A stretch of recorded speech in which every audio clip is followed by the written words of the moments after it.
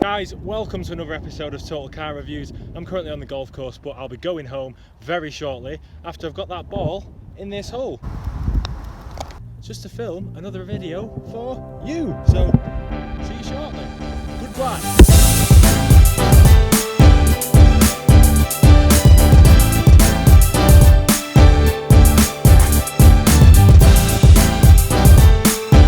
10 steps to wiring a classic Mini. Take a brew, that's not one of the steps, so we'll discontinue that.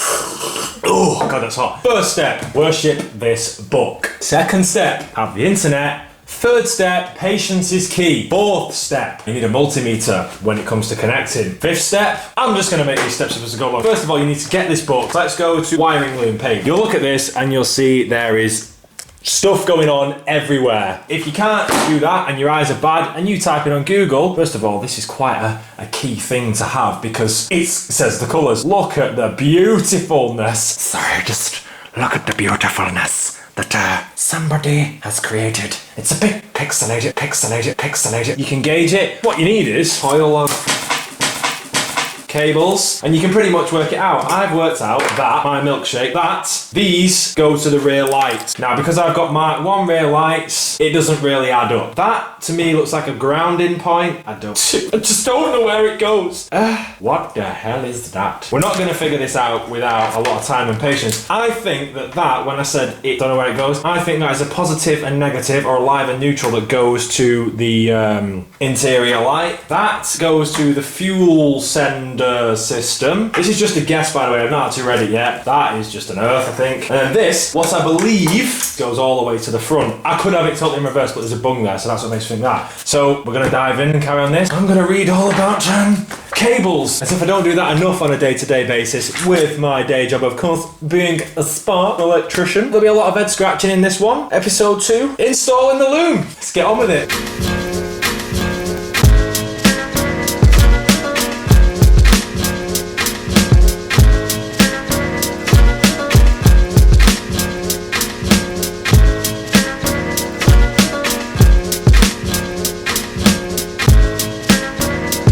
Okay guys, what you're going to need for this one is some snips, some electrical tape, and then some cable, string, whatever you want to use. I'm using that because it's in the garage. I'm going to use that as a draw wire to pull the rear part of the Loom through because it's quite difficult to route it where we're going. We've got the things, let's get on with it.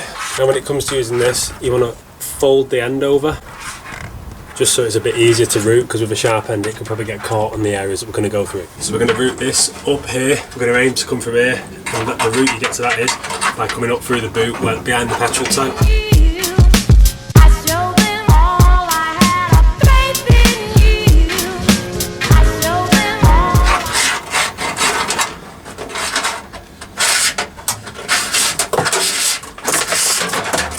Now the next location is we're going to drag this through here, pull it out at the light, pull the rest of it out, and then we're going to refeed it back in to get to the front of the Loom. It won't go behind there because it's too narrow of a gap. So we're going to route that through, and then we're going to tape the Loom onto that and use it as a draw wire to pull it through.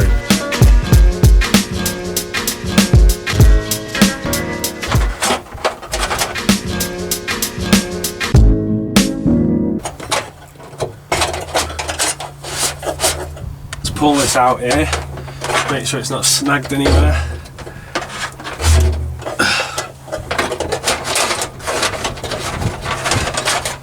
Now we'll go to the boot and tape the new Loom on. Anything like this. So first of all, remove that bung, like that. And then what you need to do is you need to try and make this as flat as possible. So you might have to undo these and tape them so there's no snags on it.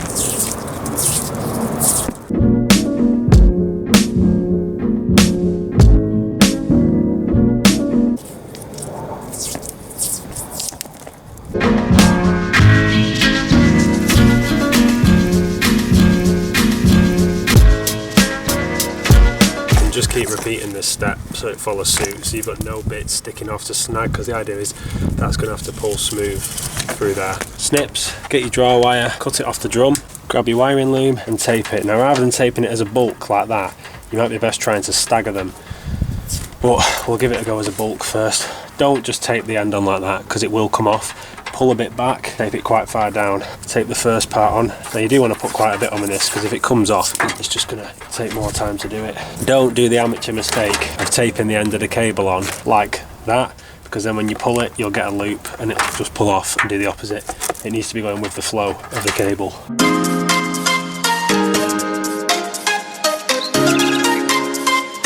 What I will say to everyone here is, please take your time. We have got extra protection because I've braided the loom, but if it's tape, it will just snag on sharp edges. So when we're doing this, we want to be doing a motion. As we're pulling the cable, we want to be pushing. So you want to basically push to create a loop and then pull the slack. Push and pull. If you just rag it like that, it'll snag and you'll ruin your loom.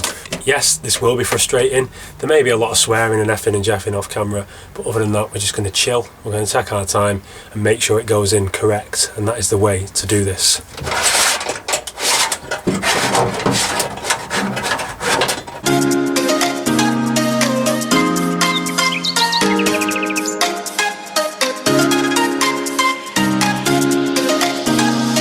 I recommend you pull a loop here and then feed the next bit in stages. If you try and pull it all at once, they just struggle.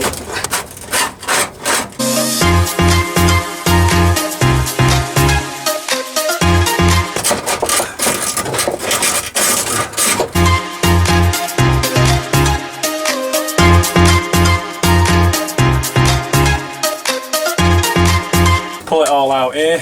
And what we're going to do is we're going to send the draw wire back in that way and pull it out at the front. Doing it in stages just makes it easier because then you're not pulling it all in one go through there. You don't want to be dragging all that, because if you're dragging all that, it gets too much to pull, and you just want to take your time and make sure there's no snags going in.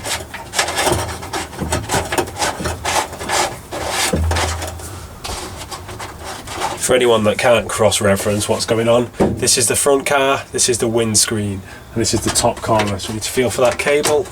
Found it. You just simply need to pull it out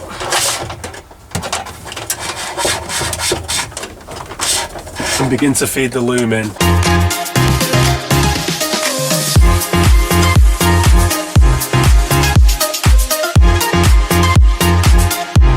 Now we need to route the cables down here. Now I found it a bit difficult trying to get the fish wire down, and that's because I've had this car chopped and welded here, because if you remember there was a lot of damage, so there may be some stalagmite welds on the inside that's not been ground off, because obviously it's an area you can't get to. So what I've done is I've just twisted it a little bit more just to give it a bit of extra sturdiness, so I can get a bit more push on this. So we'll get it down now. He says.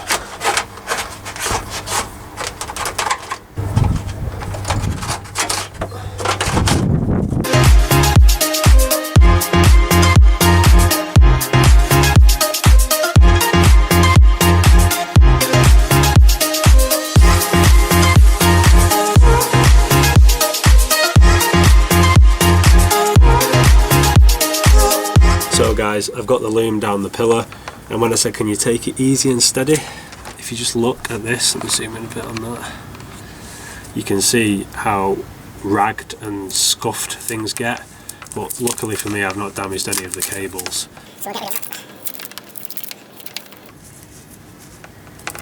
So your loom should come out there, go up the pillar, come across the car, down there, enter the boot, run across here and go to the lights. Okay guys, if you it's a little dark. Okay, sadly that brings us to a close for this episode. It is getting dark, hence the light. I've got the rear part of the loom in, so what I did want to be a 2-part video is now going to be a 3-part video. That makes it better for you lot, because you've got more of my sexy face to see and the red beast. So if you haven't already done so, please subscribe, hit that button, ring that bell, so then every time this beautiful face and that beautiful car end up on the internet, you find out and you can watch instantly. I want to thank everyone that already is subscribed. Just want that 1,000 mark, and then I can start giving away some nice beautiful items, which I've not yet chosen, but one of them will be something that I have in mind. Send me your car, because I want to feature you, I want to involve you with my community. I don't just want my car to be featured on the internet, I would rather have your cars featured on the internet, because not everyone has the facility to make videos or has the time to upload, but if I can feature them in my channel, then everybody gets their car shared within the mini community and also the YouTube world. And I'll see you in part 3 of the wiring loom. Goodbye. Bye bye Mini. Bye bye.